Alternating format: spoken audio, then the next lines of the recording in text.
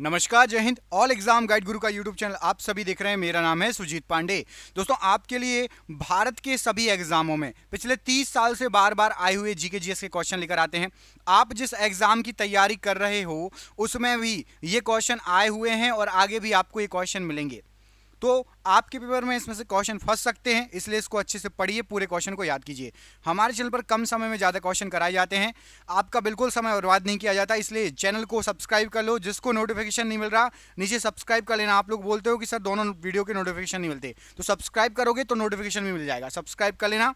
करते हैं वीडियो को स्टार्ट बिना देर के हुए। पहला क्वेश्चन देखो, छत्रपति शिवाजी महाराज जो कि उनको राजा की उपाधि इसमें इनमें से किसने दी थी? मैंने आपको एक क्वेश्चन कल पूछा था, तो राइट आंसर हो जाएगा औरंगजेब ने छत्रपति शिवाजी महाराज को राजा की उपाधि दी थी। हम्पी किस नदी के तट पर स्थित है? तो जो आपका हम्पी है ये आपका तुंगभद्रा नदी के तट पर स्थित है। ऑप्शन नंबर सी, तुंगभद्रा नदी राइट आंसर है। कथा सरित सागर के रचयिता इनमें से कौन है? तो कथा सरित सागर के रचयिता सोमदेव भट्ट जी हैं। ऑप्शन नंबर यहाँ पर D, Somdev Bhatt ji right answer है। विश्व का सबसे प्राचीन राजतंत्र देश कौन सा है? तो विश्व का सबसे प्राचीन राजतंत्र देश देखेंगे तो वो है जापान। ऑप्शन नंबर ए, जापान राइट आंसर हो जाएगा। राष्ट्रमंडल खेलों की मेजबानी करने वाला सबसे पहला देश कौन सा है? सबसे पहले राष्ट्रमंडल खेल जो हुए थे ये हुए थे आपके मलेशिया में। Option number C, Malaysia right answer हो जाएगा प्रश्न के लिए। भारत के संविधान के शिल्पकार किसे कहा जाता है? तो भारतीय संविधान का जो शिल्पकार माना जाता है, बहुत इंपॉर्टेंट क्वेश्चन, स्टार लगा लो, आपको मिल सकता है एग्जाम में, डॉक्टर BR अम्बेडकर जी को। ऑप्शन नंबर यहां पर बी राइट आंसर है। आधुनिक ओलंपिक का पिता इनमें से किसे कहा जाता है? तो आधुनिक ओलंपिक जो खेल होते हैं उसका पिता पियरी डी कुर्बतिन। ऑप्शन नंबर यहां पर ए प्रश्न के लिए बिल्कुल सही आंसर हो जाएगा।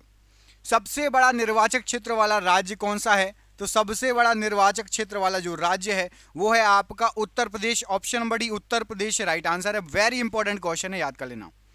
ऑस्कर पुरस्कार से विभूषित सबसे पहले भारतीय कौन थे? सबसे पहले भारतीय कौन थे जिनको ऑस्कर मिला था? तो भानु अथैया जी ये सबसे पहले भारतीय थे जिनको ऑस्कर अवार्ड मिला था। लिटिल कॉर्पोरल के नाम से कौन जाना जाता है? तो लिटिल कॉर्पोरल ये जो वर्ड यूज किया जाता है नेपोलियन बोनापार्ट के लिए यूज किया जाता है। Option number C, Napoleon Bonaparte right answer है। सिंधु सभ्यता का समूचा क्षेत्र कैसा था? तो सिंधु सभ्यता की बात हो रही है, बहुत इंपॉर्टेंट टॉपिक इतिहास का, त्रिभुजाकार था। सिंधु सभ्यता का पूरा क्षेत्र देखेंगे तो त्रिभुजाकार था। Option number C right answer है। अभी दिल्ली दूर है या दिल्ली अभी दूर है, ये किसने कहा था? तो दिल्ली अभी दूर है ये जो वाक्य कहा गया था निजामुद्दीन औलिया के द्वारा कहा गया था। ये ग्रुप डी में पूछा गया क्वेश्चन है, ये ग्रुप डी में ये क्वेश्चन आया हुआ है। जो कहते हूं, लाल बहादुर शास्त्री स्टेडियम कहां पर स्थित है? तो लाल बहादुर शास्त्री स्टेडियम ये आपका Hyderabad. Option number D, Hyderabad में लाल बहादुर शास्त्री स्टेडियम स्थित है। जनसंख्या का अध्ययन क्या कहलाता है? मोस्ट इंपॉर्टेंट क्वेश्चन, स्टार लगा लो। तो जनसंख्या का अध्ययन आपका डेमोग्राफी कहा जाता है। अच्छा, आखिरी बार जनसंख्या जनगणना कब हुई थी? आखिरी बार भारत की जनगणना कब हुई थी? कमेंट करके बताओ। मैं दो ऑप्शन दे रहा हूं, 2010 या 2011। आखिरी बार भारत की जनसंख्या जो जनगणना थी कब हुई थी? 2010 या 2011? कमेंट करके बताओ। तरणताल, तरणताल मतलब होता है स्विमिंग पूल। स्विमिंग पूल वास्तविक गहराई से कम गहरा दिखाई देता है, इसका कारण क्या है? तो स्विमिंग पूल वास्तविक गहराई से कम गहरा दिखाई देता है अपवर्तन के कारण। Option number C right answer हो जाएगा। दोस्तों, क्वेश्चन का आप देख रहे हो कितने अच्छे लेवल के क्वेश्चन हैं। ये क्वेश्चन आपके एग्जाम में आपको फंस सकते हैं। हमने ऐसे 10,000 जीके जीएस के क्वेश्चन इकट्ठे कर लिए हैं जो कि आप जिस एग्जाम की तैयारी कर रहे हो उसमें फंस सकते हैं। ये 10,000 जीके जीएस की MCQ की PDF मिल जाएगी आप सभी को व्हाट्सएप पर। कहाँ मिलेगी? व्हाट्सएप पर PDF मिल जाएगी। और ये 99 रुपए की PDF है, 300 रुपए की है, लेकिन अभी 99 रुपए में एग्जाम चल रहे हैं, सबको दी जा रही है। जिसको भी चाहिए फोन पे, गूगल पे, पेटीएम नीचे दिए गए नंबर पर करके आप व्हाट्सएप पर बात कर लीजिएगा, आपको PDF मिल जाएगी। आपके एग्जाम में 100% चांसेस हैं ये जीके जीएस के क्वेश्चन फंस सकते हैं। जिसको भी चाहिए ये नीचे जो नंबर शो हो रहा है ये आपको पूरे वीडियो भर शो होगा। जब वीडियो छोड़ के जाओ तो देख लेना, कॉल कर लेना। एक प्रिज्म से गुजरने पर जो प्रकाश सबसे अधिक अपरिवर्तित होता है वह कौन सा होता है? तो प्रिज्म से यदि प्रकाश को गुजारोगे तो बैगनी रंग सबसे अधिक अपरिवर्तित रहेगा। Option number B. वस्तुओं का आवेशन किसके स्थानांतरण के फलस्वरूप होता है? तो वस्तुओं का जो आवेशन होता है इलेक्ट्रॉनों के स्थानांतरण के फलस्वरूप होता है। ऑप्शन नंबर सी इलेक्ट्रॉन प्रश्न के लिए राइट आंसर हो जाएगा। अतिचालक का लक्षण इनमें से क्या है? तो अतिचालक जो होता है ये आपका उच्च परागम्यता होती है अतिचालक में। ऑप्शन नंबर ए उच्च परागम्यता राइट आंसर हो जाएगा। सुपर कंडक्टर होता है अतिचालक, सेमी कंडक्टर मतलब अर्धचालक। शुष्क सेल इनमें से कौन सा है? तो शुष्क सेल आपका प्राथमिक सेल कहलाता है। ऑप्शन नंबर ए शुष्क सेल आपका प्राथमिक सेल की श्रेणी में आता है। तड़चालक का आविष्कार इनमें से किसने किया था? तो तड़चालक का जो आविष्कार किया था बेंजामिन फ्रैंकलिन ने किया था। Option number B Benjamin Franklin right answer है। विद्युत उत्पन्न करने के लिए कौन सी धातु का प्रयोग किया जाता है? तो विद्युत उत्पन्न करने के लिए धातु यदि आप देखेंगे यहां पर जो ऑप्शन दी गए हैं तो यूरेनियम, ऑप्शन नंबर बी, परमाणु रिएक्टर वगैरह जो है उसमें यूरेनियम का प्रयोग किया जाता है विद्युत उत्पन्न करने के लिए। Option number B right answer है। विद्युत ऊर्जा को यांत्रिक ऊर्जा में कौन सी युक्ति के द्वारा बदलते हैं? मतलब इलेक्ट्रिकल को मैकेनिकल एनर्जी में। तो इलेक्ट्रिकल को मैकेनिकल एनर्जी में बदलती है विद्युत मोटर। और जिस इसके जस्ट अपोजिट किस में होगा? मतलब मैकेनिकल को इलेक्ट्रिकल में कौन बदलेगा? तो जनरेटर। जनरेटर मैकेनिकल से इलेक्ट्रिकल में और मोटर इलेक्ट्रिकल से मैकेनिकल में, याद रहेगा। अगला क्वेश्चन देखो, एकीकृत परिपथ में प्रयुक्त अर्धचालक चिप निम्न में से किसकी बनी होती है? तो जो अर्धचालक चिप होती है ये आपकी सिलिकॉन की बनी होती है। ऑप्शन नंबर ए सिलिकॉन अर्धचालक सेमीकंडक्टर डिवाइस, सेमीकंडक्टर है, याद रखना, यूज किया जाता है। प्रत्यावर्ती धारा को दिष्ट धारा में परिवर्तित करने वाली युक्ति क्या कहलाती है? यहां पर ज्यादा हिंदी हो गई, शुद्ध हिंदी में थोड़ा इंग्लिश बता देता हूं।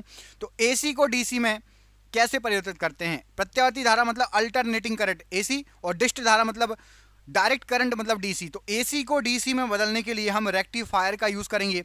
ऑप्शन नंबर ए रेक्टिफायर प्रश्न के लिए राइट आंसर हो जाएगा। स्थायी चुंबक किससे बनाए जाते हैं? तो जो आपके परमानेंट मैग्नेट होते हैं स्थायी चुंबक वो बनते हैं इस्पात से। ऑप्शन नंबर बी इस्पात राइट आंसर हो जाएगा। चुंबकीय क्षेत्र का मात्रक होता है इनमें से क्या? तो चुंबकीय क्षेत्र का मात्रक आपका गॉस होता है। ऑप्शन नंबर सी गॉस ये चुंबकीय क्षेत्र का मात्रक है। शुष्क सेल को जो ऊर्जा संग्रहित रहती है वह कौन सी है? तो शुष्क सेल में जो ऊर्जा संग्रहित रहती है रासायनिक ऊर्जा रहती है शुष्क सेल में। ऑप्शन नंबर यहाँ पर बी राइट आंसर हो जाएगा। बिजली के पंखे की गति बदलने के लिए प्रयुक्त साधन कौन सा है? तो बिजली के पंखे जो हम उसकी गति चेंज करते हैं रेगुलेटर का यूज करते हैं, घर में लगे होते हैं। Option number C regulator right answer हो जाएगा। फैराडे का नियम किस प्रक्रिया से संबंधित है? तो जो फैराडे का नियम होता है इलेक्ट्रोलाइसिस की प्रक्रिया से संबंधित है। ऑप्शन नंबर डी इलेक्ट्रोलाइसिस या इलेक्ट्रोलाइसिस प्रक्रिया राइट आंसर है। निम्न में से कौन विद्युत अचुंबकीय है? तो विद्युत अचुंबकीय है आपका, देखिए कोबाल्ट विद्युत चुंबकीय, क्रोमियम और निकल। तांबा ये विद्युत अचुंबकीय, ऑप्शन नंबर सी यहां पर राइट आंसर है। निम्नलिखित में से कौन सा एक प्रकृति में अनुचुंबकीय है? तो प्रकृति में अनुचुंबकीय ऑक्सीजन जो होता है ये आपका प्रकृति में अनुचुंबकीय होता है। Option number B. भौतिकी में चतुर्थ आयाम का परिचय किसने दिया? तो भौतिकी में चौथा आयाम जो था इसका परिचय आइंस्टाइन ने दिया था। ऑप्शन नंबर सी आइंस्टाइन प्रश्न के लिए राइट आंसर है। रडार का आविष्कार कौन था? तो जो रडार है उसका आविष्कारक थे आपके Robert Watson. Option number B ये रडार के आविष्कारक थे। पॉजिट्रॉन की खोज इनमें से किसके द्वारा की गई? तो पॉजिट्रॉन जो है इसकी खोज एंडरसन के द्वारा की गई। Option number B Anderson right answer है। चुंबकीय सुई किस तरफ संकेत करती है? तो आपकी जो चुंबकीय सुई होती है ये हमेशा उत्तर की तरफ संकेत करती है। ऑप्शन नंबर ए उत्तर की तरफ राइट आंसर है। विद्युत मोटर किस सिद्धांत के अनुसार कार्य करती है? तो आपकी जो विद्युत मोटर है ये आपकी फैराडे के नियम पर कार्य करती है। ऑप्शन नंबर सी फैराडे का नियम राइट आंसर है। विद्युत चुंबक बनाने के लिए सामान्यतः किस धातु का प्रयोग किया जाता है? तो विद्युत चुंबक बनाने के लिए लोहे का प्रयोग किया जाता है सामान्यतः। ऑप्शन नंबर सी लोहा राइट आंसर है। निम्नलिखित में से कौन सा धातु अर्धचालक की तरह ट्रांजिस्टर में प्रयोग किया जाता है? तो अर्धचालक की तरह ट्रांजिस्टर के अंदर जर्मेनियम का यूज होता है। ऑप्शन नंबर सी जर्मेनियम का यूज होता है। नाभिकीय रिएक्टर में भारी जल का प्रयोग किस रूप में किया जाता है? भारी जल होता क्या है आप कमेंट करके बताओ। D3O या D2O भारी जल क्या कहलाता है? D3O या D2O कमेंट करके बताओ, देखते हैं किस किस को पता है। तो यहां पर भारी जल का उपयोग किया जाता है, आपका राइट आंसर हो जाएगा मंदक के रूप में। ऑप्शन नंबर सी मंदक राइट आंसर है। कुलिज नलिका का प्रयोग क्या उत्पन्न करने के लिए किया जाता है? तो कुलिज नलिका का प्रयोग आपका एक्स किरणों को उत्पन्न करने के लिए किया जाता है। ऑप्शन नंबर सी एक्स किरणों को उत्पन्न करने के लिए किया जाता है। ट्रांजिस्टर के समविचरण में किस वस्तु का प्रयोग होता है? तो ट्रांजिस्टर के समविचरण में आपका सिलिकॉन का यूज किया जाता है। Option number A silicon right answer हो जाएगा। सिलिकॉन इनमें से क्या कहलाता है? तो अभी थोड़ी देर पहले यदि आपको बताया था मैंने कि सिलिकॉन आपका सेमीकंडक्टर है। Option number C semiconductor right answer है। एक्स किरणें किसको पार नहीं कर सकती? तो जो एक्स किरणें हैं यहां पर आपको जो ऑप्शन दिए गए हैं इसमें से त्वचा को पार कर सकती है, मांस को भी, लकड़ी को भी, अस्थि को या हड्डी को एक्स किरणें पार नहीं कर सकती। इसलिए हम एक्सरे कराते हैं हड्डी की जांच के लिए, है ना, क्योंकि वो पार नहीं कर पाती तो हड्डी की डिजाइन बन के आ जाती है एक्सरे में। माइक्रोफोन का आविष्कारक किसे माना जाता है? तो जो माइक्रोफोन है उसका आविष्कारक ग्राहम बेल को माना जाता है। Option number C Graham Bell right answer है। टेलीविजन का आविष्कार इनमें से किसने किया था? तो टेलीविजन के जो आविष्कारक हैं ये माने जाते हैं आपके J L. Baird. Option number A J L. Baird ने टेलीविजन का आविष्कार किया था। टेलीस्कोप का आविष्कार किसे माना जाता है? तो टेलीस्कोप का आविष्कार गैलीलियो को माना जाता है। Option number C Galileo right answer है। गुरुत्वाकर्षण नियमों के आविष्कारक किसे माना जाता है? तो जो गुरुत्वाकर्षण के नियम दिए गए हैं ये न्यूटन के द्वारा दिए गए हैं। न्यूटन को गुरुत्वाकर्षण ग्रेविटी का आविष्कारक माना जाता है। Option number A Newton right answer है।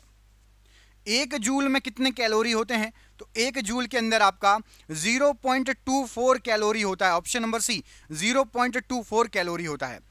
वह उपकरण कौन सा है जिससे समुद्रों की गहराई को मापने के लिए ध्वनि तरंग का प्रयोग किया जाता है? तो समुद्र की गहराई मापने के लिए सोनार जो है इसमें ध्वनि तरंगों का यूज होता है।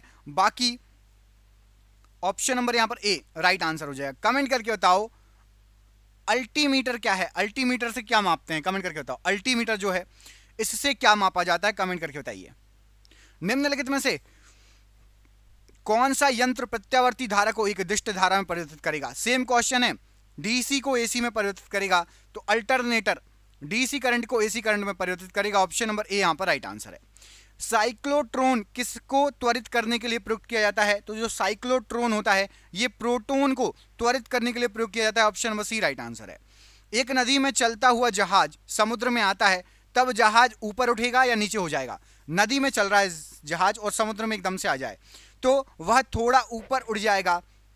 ऑप्शन नंबर सी थोड़ा ऊपर उड़ जाएगा। एक बीकर में पानी पर बर्फ तैर रही है, बर्फ पूर्णतः पिघल जाए तो बीकर के तल पर, पानी के तल पर क्या प्रभाव पड़ेगा? तो तल उतना ही रहेगा, कोई प्रभाव नहीं पड़ेगा। ऑप्शन नंबर डी यहां पर राइट आंसर है। जब किसी बोतल में पानी भरा जाता है और उसे जमने दिया जाता है, बोतल को ढक्कन लगा दो, फुल पानी भर दो और उसको जमने दो, फ्रीजर में रख दो तो बोतल फूट जाएगी। ऐसा क्यों? तो याद रखना पानी जमने पर फैल जाता है। ऑप्शन नंबर डी पानी जमने पर फैल जाता है। पहाड़ी पर चढ़ता एक व्यक्ति आगे की ओर झुक जाता है, ऐसा क्यों? तो पहाड़ी पर चढ़ता हुआ व्यक्ति आगे की ओर झुक जाता है अपना स्थायित्व बढ़ाने के लिए। ऑप्शन नंबर बी स्थायी रहने के लिए, नहीं तो सीधे सीधे चलेगा तो पीछे लुढ़कने के चांस रहेंगे। यदि हम भूमध्य रेखा से ध्रुवों की ओर जाते हैं तो जी के मान पर क्या प्रभाव पड़ेगा? तो आप भूमध्य रेखा से जाइए ध्रुवों की ओर तो ग्रेविटी जो है ये आपकी बढ़ जाएगी। ऑप्शन नंबर यहां पर ए ग्रेविटी बढ़ जाएगी राइट आंसर है। बल किसका गुणनफल होता है? तो जो बल है ये आपका दो चीजों का गुणनफल होता है, एक होता है द्रव्यमान और दूसरा होता है त्वरण। ऑप्शन नंबर सी बल जो है F = ma होता है। ठीक है, बल द्रव्यमान m मतलब मास और त्वरण a मतलब एक्सेलरेशन, इसका गुणनफल होता है। शून्य में स्वतंत्र रूप से गिरने वाली वस्तुओं का इनमें से क्या वाक्य पूरा करेगा? तो जो भी वस्तु शून्य से गिर रही होगी ना उसका जो त्वरण रहेगा वो समान रहेगा। ऑप्शन नंबर डी शून्य से स्वतंत्र रूप से गिर रही वस्तु का त्वरण समान रहेगा, याद रखना। एक लड़की झूले पर बैठी स्थिति में झूला झूल रही है, यदि लड़की एकदम से खड़ी हो जाए झूलन पे तो जो झूले का दोलन काल है, आवर्त मतलब आगे पीछे जो झूला होता है उस पर क्या प्रभाव पड़ेगा? तो एकदम से वो धीरे हो जाएगा यदि खड़ी हो जाए। तो ऑप्शन नंबर यहां पर ए राइट आंसर हो जाएगा। यदि किसी वस्तु का वेग दुगना कर दिया जाए तो वस्तु का वेग दुगना करोगे तो उसका संवेग भी दुगना हो जाएगा और गतिज ऊर्जा 4 गुनी हो जाएगी। संवेग दुगना, गतिज ऊर्जा 4 गुनी। तो आपका ऑप्शन नंबर यहां पर प्रश्न के लिए सी सही आंसर हो जाएगा, याद रखना। ऑप्शन नंबर सी दोनों सही आंसर है, ए और बी। निम्नलिखित में से सदिश राशि कौन सी है? सदिश पूछा गया है तो सदिश राशि है आपकी वेग। ऑप्शन नंबर ए वेग एक सदिश राशि है। ऑप्शन नंबर ए यहां पर राइट आंसर है। न्यूटन की गति का पहला नियम क्या कहलाता है? तो न्यूटन की गति का सबसे पहला जो नियम है तो जड़त्व का नियम होता है, आपने सुना होगा, यदि कोई वस्तु विरामावस्था में है तो तब तक विरामावस्था में रहेगी जब तक उस पर कोई बाहरी बल लगाकर उसे गतिशील ना किया जाए, और कोई गतिशील अवस्था में है तो जब तक वह गतिशील रहेगी जब तक कोई बाह्य बल लगाकर उसको रोका ना जाए। ये जड़त्व का नियम होता है। ऑप्शन नंबर सी न्यूटन के जड़त्व का नियम, ऑप्शन नंबर सी प्रश्न के लिए बिल्कुल सही आंसर हो जाएगा। अगला क्वेश्चन देखिए, इसमें पूछा गया आपसे कि बर्फ पर स्केटिंग करना प्रदर्शित करता है कि दाब बढ़ने पर बर्फ का गलनांक कैसा है। तो बर्फ पर जो स्केटिंग करते हैं ये प्रदर्शित करता है कि जब दाब बढ़ता है तो बर्फ का गलनांक भी बढ़ जाएगा। ऑप्शन नंबर यहाँ पर बी राइट आंसर हो जाएगा। निम्नलिखित में से किसमें गतिज ऊर्जा नहीं है? तो गतिज ऊर्जा नहीं है पूछा गया। देखिए, चली हुई गोली गतिज ऊर्जा है, चलता हथौड़ा, बहता पानी, खिंचा हुआ धनुष, जब तक आप इसको छोड़ेंगे नहीं तब तक स्थिर ऊर्जा रहेगी, गतिज ऊर्जा नहीं रहेगी। ऑप्शन नंबर बी खींचा हुआ धनुष स्थितिज ऊर्जा रहेगी उसमें। जब एक चल वस्तु की गति दुगनी कर दी जाती है तो उसकी गतिज ऊर्जा पर क्या प्रभाव पड़ेगा? तो चल वस्तु की गति दुगनी कर दोगे तो उसकी गतिज ऊर्जा 4 गुनी हो जाएगी। ऑप्शन नंबर डी 4 गुनी हो जाएगी गतिज ऊर्जा। जब दूध को बिलोया जाता है मतलब मथा जाता है तो मक्खन अलग हो जाता है, इसका कारण क्या है? तो आप जो है जब उसकी मलाई निकाल के उसको मथेंगे तो मक्खन अलग हो जाएगा और आपका छाछ बचेगी। ये केंद्रापसारी बल के कारण होता है। ऑप्शन नंबर सी केंद्रापसारी बल के कारण राइट आंसर हो जाएगा। कोई साइकिल सवार किसी मोड़ पर घूमता है तो क्या करेगा वो? तो कोई भी साइकिल सवार यदि गोल साइकिल चला रहा होगा तो उसको अंदर की ओर थोड़ा झुक के चलाना पड़ेगा। ऑप्शन नंबर बी अंदर की ओर झुका हुआ रहता है। Option number B right answer है। जब हम रबड़ के गद्दे वाले सीट पर बैठते हैं तो गद्दा और या लेटते हैं तो गद्दे का आकार परिवर्तित हो जाता है, उसमें कौन सा जो है ऊर्जा पाई जाती है? तो उसमें स्थितिज ऊर्जा पाई जाती है। ऑप्शन नंबर डी गद्दे में जो रबड़ के गद्दे होते हैं उसमें स्थितिज ऊर्जा, ऑप्शन नंबर यहाँ पर डी राइट आंसर है। कोई भी नाव डूब जाएगी यदि वह पानी हटाती है कितना? तो कोई भी नाव डूब जाएगी यदि आयतन के बराबर पानी हटाएगी, आयतन से अधिक पानी हटाएगी तब तैरेगी, आयतन के बराबर या आयतन से कम पानी हटाएगी तो डूब जाएगी। द्रव में आंशिक या पूर्णतः डूबे हुए किसी ठोस द्वारा प्राप्त उछाल की मात्रा किस पर निर्भर करेगी? तो द्रव में आंशिक या पूर्णतः डूबे किसी ठोस की उछाल की जो मात्रा है यह ठोस द्वारा हटाए गए द्रव पर निर्भर करेगी कि वो पूरा डूबेगा या कम डूबेगा। ठीक है, अगला क्वेश्चन, लैंप की बत्ती में तेल चढ़ता है, ऐसा क्यों? तो लैंप की बत्ती में जो तेल चढ़ता है वो कैपिलरी क्रिया के द्वारा, केशिकत्व क्रिया के द्वारा, हिंदी में क्या कहेंगे? केशिकत्व क्रिया के कारण लैंप में की बत्ती में तेल ऊपर चढ़ता है। अगला क्वेश्चन देखिए, पानी से निकालने पर शेविंग ब्रश के बाल आपस में चिपक जाते हैं, इसका कारण क्या है? तो पानी से जैसे ही आप शेविंग के ब्रश को निकालेंगे बाहर तो उसके बाल आपस में चिपक जाएंगे, उसका जो रीजन होता है राइट आंसर हो जाएगा पृष्ठ तनाव या सरफेस टेंशन। पानी में जो है पृष्ठ तनाव या सरफेस टेंशन की मौजूदगी रहती है, इसलिए ब्रश आपस में चिपक जाते हैं। वॉशिंग मशीन का सिद्धांत क्या होता है? तो वॉशिंग मशीन जो है ये अपकेंद्रण बल पर कार्य करती है। ऑप्शन नंबर यहाँ पर सी अपकेंद्रण बल राइट आंसर हो जाएगा वॉशिंग मशीन के लिए। अगला क्वेश्चन देखिए, इसमें क्या पूछा गया आपसे? तो अगले क्वेश्चन में आपसे पूछा गया है कि एक लिफ्ट में किसी व्यक्ति का प्रत्यक्ष भार वास्तविक भार से कम होता है जब लिफ्ट कैसे जारी हो? तो याद रखना, जब लिफ्ट एकदम से नीचे गिरेगी तो आप हल्का महसूस करेंगे, ऊपर चिपक जाएंगे यदि बिल्कुल लिफ्ट, और जब लिफ्ट बहुत तेज ऊपर जा रही हो तो आपको अपना वजन भारी लगेगा, ज्यादा भार लगेगा। निम्नलिखित में से किसकी इकाई न्यूटन मीटर नहीं है? न्यूटन मीटर नहीं है पूछा गया है। तो बल की इकाई न्यूटन मीटर नहीं है, बाकी ऊर्जा कार्य गतिज ऊर्जा की इकाई न्यूटन मीटर है, बल की इकाई न्यूटन मीटर नहीं है। वस्तु को गर्म करने पर उसके अणुओं पर क्या प्रभाव पड़ेगा? तो वस्तु को गर्म करेंगे तो उसके अणुओं की चाल बढ़ जाएगी। ऑप्शन नंबर ए अणुओं की चाल बढ़ जाएगी। इनमें से कौन ऊष्मा का मात्रक नहीं है? तो यहां पर आपको जो ऑप्शन दिए गए उसमें से डिग्री सेल्सियस ये ऊष्मा का मात्रक नहीं है। Option number B right answer है। इनमें से जब जल ऊंचाई से गिरता है तो उसका ताप पर क्या प्रभाव पड़ेगा? तो यदि जल मान चलो आपका सिंपल 20 डिग्री सेल्सियस है, अब उसको आप बहुत ऊंचाई से गिराओगे ना तो उसका तापमान बढ़ जाएगा। ऑप्शन नंबर बी तापमान बढ़ जाएगा। चावल को पकाने में कहाँ अधिक समय लगेगा? तो चावल को आप माउंट एवरेस्ट मतलब पहाड़ों पर जितनी ऊंचाई पर पकाएंगे उसमें उतना ज़्यादा समय लगेगा।